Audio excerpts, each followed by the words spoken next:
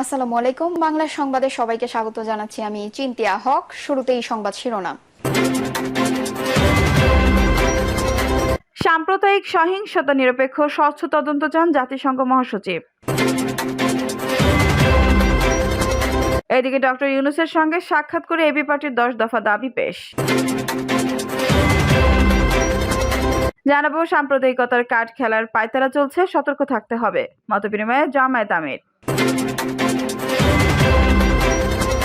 15 আগস্টের ছুটি বাতিল, দাবি স্বরাষ্ট্র উপদেষ্টার বক্তব্যের প্রতিবাদ হেফাজতের। শিক্ষার্থীদের গলা কাটতে চাইলেন হাসপাতালের তত্ত্বাবধায়ক। সাক্ষাৎকার, আক্তার হোসেন নতুন সংবিধান প্রণয়নে হবে গণপরিষদ। আত্মত্যাগে সারা বাংলাদেশ আজ ঐক্যবদ্ধ, বলছেন শ্যামা ওবায়েদ। এবং সর্বশেষ জানাবো 6 অঞ্চলে বৃষ্টির আভাস। দর্শক, শুনছিলেন সংবাদ শিরোনাম, এখন বিস্তারিত। সাম্প্রদায়িক সহিংসতা নিরপেক্ষ স্বচ্ছ তদন্ত চান জাতিসংঘ মহাসচিব। সাম্প্রতিক সময়ে বাংলাদেশে ঘটে যাওয়া সব সহিংসতার ঘটনার পূর্ণ স্বাধীন, নিরপেক্ষ ও স্বচ্ছ তদন্তের উপর জোর দিয়েছেন জাতিসংঘ মহাসচিব অ্যান্তোনিও গুতেরেস। মহাসচিবের দপ্তরের উপমুখপাত্র বলেন, বাংলাদেশের জনগণের প্রতি পূর্ণ সংহতি প্রকাশ করেছেন মহাসচিব এবং মানবাধিকারের প্রতি পূর্ণ সম্মান জানানোর আহ্বান জানিয়েছেন তিনি। পরিস্থিতি শান্ত করা এবং অন্তর্বর্তীকালীন সরকারের সহায়তায় সংসদ নির্বাচন করার ব্যবস্থা গ্রহণের প্রচেষ্টাকে স্বাগত জানিয়েছেন। ফারহান হক বলেন, সংসদ নির্বাচনের দিকে দেশটি যাচ্ছে এবং অন্তর্বর্তীকালীন সরকারকে অন্তর্ভুক্তিমূলক হওয়ার আহ্বান জানিয়েছেন মহাসচিব। তিনি নারী, যুব সম্প্রদায় এবং সমাজের সবার কথা শোনার আহ্বান জানিয়েছেন। ডক্টর ইউনূসের সঙ্গে সাক্ষাৎ করে এবি পার্টির 10 দফা দাবি পেশ। অন্তর্বর্তী সরকারের প্রধান উপদেষ্টা ডক্টর মোহাম্মদ ইউনূসের সঙ্গে সাক্ষাৎ করে 10 দফা দাবি পেশ করেছে আমার বাংলাদেশ পার্টি, এবি পার্টি। সাক্ষাৎকারে এবি পার্টির নেতৃত্ববৃন্দ ধর্মীয় সংখ্যালঘুদের উপর নির্যাতনের অভিযোগ তদন্তের জন্য বিচার বিভাগীয় তদন্ত কমিশন গঠনের আহ্বান জানান। প্রয়োজনে একজন হিন্দু ধর্মাবলম্বী বর্তমান বা সাবেক বিচারপতিকে সেই কমিশনের প্রধান করা যেতে পারে বলেও তারা পরামর্শ দেন। এর আগে 15 আগস্ট জাতীয় শোক দিবস নিয়ে এবি পার্টির অভিমত জানতে চাওয়া হলে তারা বলেন, কোনো গণপ্রজাতন্ত্রের ব্যক্তিকেন্দ্রিক দিবস বা সাধারণ ছুটি ঘোষণা অনুচিত। এটা মুক্তিযুদ্ধের ঘোষণাপত্রের পরিপন্থী। এবি পার্টি মনে করে জাতীয় ব্যক্তিত্বদের অবদান স্মরণ করার আনুষঙ্গিক ব্যবস্থা থাকতে পারে, কিন্তু এই রাষ্ট্রে কোনো একক ব্যক্তির অবদান নয়।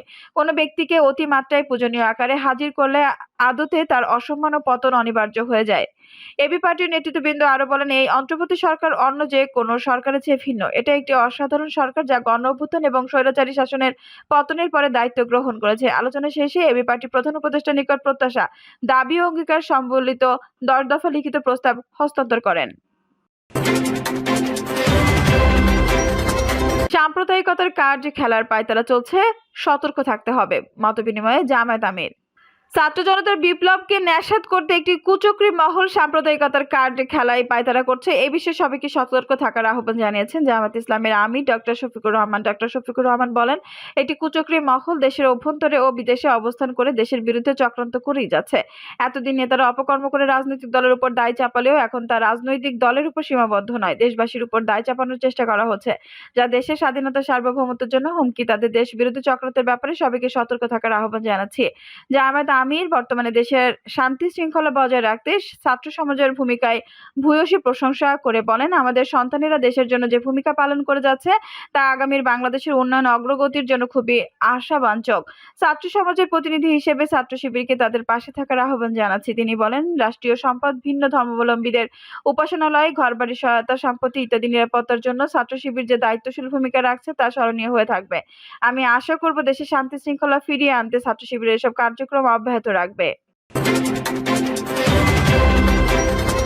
15 আগস্টের ছুটি বাতিল, দাবি স্বরাষ্ট্র উপদেষ্টার বক্তব্যের প্রতিবাদ হেফাজতের।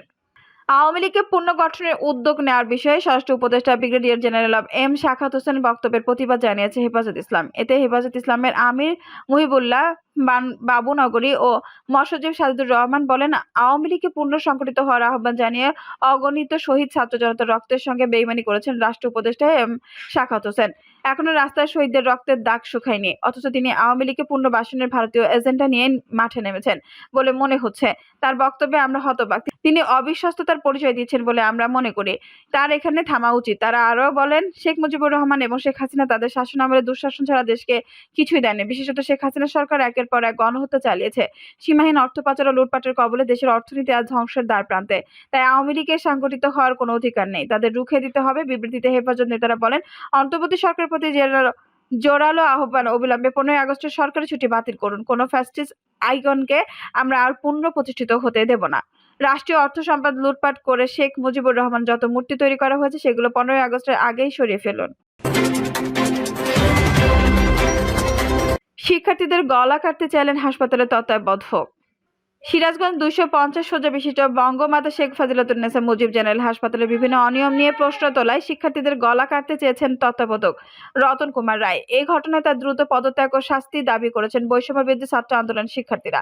এদিকে এই ঘটনায় ভিডিও ফেসবুকে ছড়িয়ে পড়া শিক্ষার্থী ছাড়াও বিভিন্ন শ্রেণী পেশার মানুষ বিক্ষুব্ধ হয়ে উঠেছেন। ওই দায়িত্বশীল কর্মকর্তার উপর সিরাজগঞ্জ সরকারি কলেজের বৈষম্য বিরোধী ছাত্র আন্দোলনের সমন্বয়ক আনজারুল ইসলাম জাগো নিউজকে বলেন, জেলার গুরুত্বপূর্ণ ওই হাসপাতালটি বিভিন্ন অনিয়মে জর্জরিত। সাধারণ মানুষ সেখানে সেবা নিতে গিয়ে বিভিন্ন হয়রানি ও প্রতারণার শিকার হয়। আজ সকাল থেকে আমরা হাসপাতালে পরিষ্কার পরিচ্ছন্নতার কর্মসূচি পালন করছিলাম। এই সময় আমরা হাসপাতালের 9টি অসঙ্গতি চিহ্নিত করে তত্ত্বাবধায়কের সঙ্গে কথা বলতে যাই। তখন এসব অনিয়মের কথা শুনে তিনি উত্তেজিত হয়ে উল্টো আমাদের অকথ্য ভাষায় গালাগালি, গলা কাটার হুমকি দেন। আমরা তার দ্রুত পদত্যাগ ও শাস্তির দাবি জানিয়েছি। সিভিল সার্জন ও জেলা প্রশাসকের কাছে এই বিষয়ে হাসপাতালের তত্ত্বাবধায়ক রতন কুমার রায়ের সঙ্গে যোগাযোগের চেষ্টা করা হলে তার ফোনটি বন্ধ পাওয়া যায়। তবে Sirajganj civil surgeon doctor Rampada Roy Jago নিউজকে বলেন, বিষয়টি শিক্ষার্থীদের মাধ্যমে জেনেছি, দ্রুত ব্যবস্থা নেওয়া হবে। সাক্ষাৎকার। আক্তার হোসেন নতুন সংবিধান প্রণয়নে হবে গণপরিষদ। গণ অভ্যুত্থানের অন্যতম প্রধান সংগঠনক ডাকসুর সাবেক সমাজসেবক সম্পাদক আক্তার হোসেন সমকালকে বলেছেন, গণপরিষদ গঠন করে নতুন সংবিধান প্রণয়নের চিন্তা রয়েছে। গণহত্যার দায় থাকার আওয়ামী লীগকে গণপরিষদে রাখা কঠিন। বিএনপি জামায়াত গণ অভ্যুত্থানে শামিল হলেও গণপরিষদের কারা প্রতিনিধিত্ব করবেন তার রূপরেখায় ঠিক হবে। সংবিধান প্রণয়নে সেনাবাহিনীর হস্তক্ষেপের আশঙ্কা নেই। ব্যক্তিগতভাবে চাই তারেক রহমানের দেশে ফিরুক। শেখ হাসিনা ফিরলেও তাকে রাজনীতিতে চায় না। তাকে গণহত্যার বিচারের মুখোমুখি হতে হবে। সাক্ষাৎকার নিয়েছে জ্যেষ্ঠ প্রতিবেদক রাজীব আহমেদ এবং ঢাকা বিশ্ববিদ্যালয়ের প্রতিনিধি জোবায়ের আহমেদ। আক্তার হোসেন নেতৃত্বে গত অক্টোবর গঠিত ছাত্র শক্তি ছাত্র জনতার অভ্যুত্থানে নেতৃত্ব দিয়েছে। ডক্টর মোহাম্মদ ইউনূসের নেতৃত্বাধীন সরকার উপদেষ্টা হয়েছেন সদস্য সচিব নাহিদ ইসলাম এবং ঢাকা বিশ্ববিদ্যালয়ের আহ্বায়ক আসিফ মাহমুদ ভুইয়া। সমকাল গণ অভ্যুত্থান নাকি বিপ্লব কোনটি হয়েছে? বিপ্লবের একটি নির্দিষ্ট লক্ষ্য থাকে, কিন্তু গণ অভ্যুত্থানে নানা পথ ও মতের মানুষের একটি নির্দিষ্ট উদ্দেশ্য সম্মিলিত ঘটে। আক্তার হোসেন গুরুর শুরুতে একটি লক্ষ্য ছিল, গণহত্যার কারণে শেখ হাসিনার পতনই ছিল প্রধান কর্তব্য। একে গণ অভ্যুত্থান হিসেবেই দেখি, কিন্তু গণ অভ্যুত্থানের ভেতর দিয়ে রাষ্ট্র গঠনের চিন্তা এসেছে। এই নিয়ে আমাদের দীর্ঘ সময়ের আলোচনা রয়েছে। এভাবে দেখলে টু সাম এক্সটেন্ট বিপ্লবও রয়েছে। সমকাল কিছু পরিমাণ বিপ্লব এবং সম্পূর্ণ বিপ্লবে ফারাক রয়েছে। সকল বিপ্লব পূর্ব ঘোষিত লক্ষ্য পূরণের বৈধতা দেয়। গণ অভ্যুত্থানের আগে বলেননি কি করবেন, যা বলেননি তা করতে চাইলে বৈধতার প্রশ্ন থাকবে। আক্তার হোসেন মুক্তিযুদ্ধের পর যারা গণপরিষদে গেলেন তারা শর্তে নির্বাচনে বিজয়ী ছিলেন। তাদের ইস্তেহার ছিল 6 দফা। স্বাধীন বাংলাদেশ হবে, সেখানে কি হবে এমন কিছু ছিল না, কিন্তু নির্বাচনের জয়ী জনপ্রতিনিধিরাই বাংলাদেশের দায়িত্ব পালন করেন। গণপরিষদের এই নিয়ে বিতর্ক হয়েছে। অনিবার্যকে সংবিধান থেকে বাতিল করা হয়েছিল, কিন্তু সময়ের প্রেক্ষাপটে ডক্ট্রিন অব নেসেসিটি আবার এসেছে। যারা রাজপথে নেমেছে তারা নতুন রাষ্ট্র কাঠামো চায়। এটাই জনগণের দেওয়া বৈধতা। এটা কাজগুলোকে বৈধতার চেয়ে বড়। আক্তার হোসেন যার অন্তর্বর্তী সরকার উপদেষ্টা পরিষদে রয়েছে আর যার বাইরে রয়েছে, আমরা চাই খুব দ্রুত যেন একটি সংবিধান প্রণয়নের গণপরিষদ আসে, যাতে নতুন সংবিধান পায়। এখন যে সংবিধান তা জনগণকে ধারণ করে না। সমকাল আপনি আইনের ছাত্র। নতুন সংবিধানের অর্থই হলো 30 লাখ শহীদের রক্তে পাওয়া বিদ্যমান সংবিধান বাতিল, যা আবেগের বিষয়। আরেকটি দিক হলো বিদ্যমান সংবিধান বিলুপ্ত হলে আইনি এবং সাংবিধানিক শূন্যতা সৃষ্টি হবে। আক্তার হোসেন 71-এর 10 এপ্রিল ঘোষিত 2 পাতার স্বাধীনতার ঘোষণাপত্র দিয়ে দেশ চলেছে।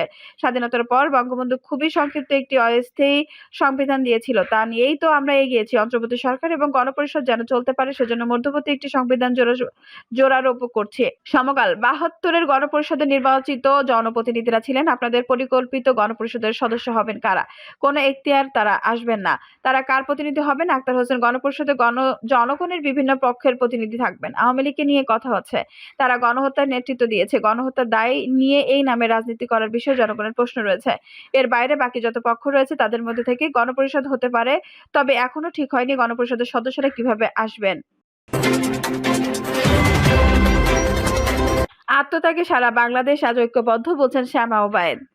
বিএনপি কেন্দ্রীয় কমিটির সাংগঠনিক সম্পাদক ও ফরিদপুর বিভাগ শামা ওবায়দ বলেছেন, এদেশের হিন্দু ভাইদের আমি সংখ্যালঘু বলতে চাই না, তারা আমাদেরই মতো আরেকজন। আমরা ভাই, আমার বোন, আমার চাচা, তাদের রক্ষা করতে হবে। কেউ হিন্দুদের বাসা বাড়ি, মন্দির, দোকানপাট আক্রমণ করবেন না, তাহলে আমাদের বিএনপির সঙ্গে আওয়ামী লীগের কোনো পার্থক্য থাকবে না। ছাত্রদের আত্মত্যাগের মাধ্যমে সারা বাংলাদেশ আজ ঐক্যবদ্ধ হয়েছে, আমি তাদের স্যালুট জানাই। মন্তব্য করে শামা ওবায়দ বলেন, এই নতুন প্রজন্মকে সঙ্গে নিয়ে আমরা নতুন বাংলাদেশ গড়ে তুলব, কেউ যেন কোনো প্রকার বিশৃঙ্খলা সৃষ্টি করতে না পারে। শামা ওবায়দ বলেন, যারা মানুষের উপর অত্যাচার করবে, চাঁদাবাজি করবে, তাদের কিন্তু সেনাবাহিনী ধরবে, কেউ রেহাই পাবে না। তারা যদি দলের কেউ হয়, দল তাদের বিরুদ্ধে ব্যবস্থা নেবে। তিনি বলেন, এই বাংলাদেশ কোনো বৈষম্যের ঠাঁই হবে না, প্রত্যেকটা খুন, গুম, বিচার বহির্ভূত হত্যাকাণ্ড, দুর্নীতি, লুটপাটের বিচার করা হবে। 6 অঞ্চলের বৃষ্টির আভাস। দেশের 6টি অঞ্চলের উপর দিয়ে সন্ধ্যার মধ্যে দমকা বা ঝড়ো হাওয়া সহ বৃষ্টি বা বজ্রসহ বৃষ্টি হতে পারে। এতে বলা হয়েছে, খুলনা, বরিশাল, পটুয়াখালী, নোয়াখালী, চট্টগ্রাম এবং কক্সবাজার অঞ্চলের উপর দিয়ে দক্ষিণ পূর্ব দিক থেকে ঘন্টায় 45 থেকে 60 কিলোমিটার বেগে অস্থায়ীভাবে দমকা বা ঝড়ো হাওয়া সহ বৃষ্টি বা বজ্রসহ বৃষ্টি হতে পারে।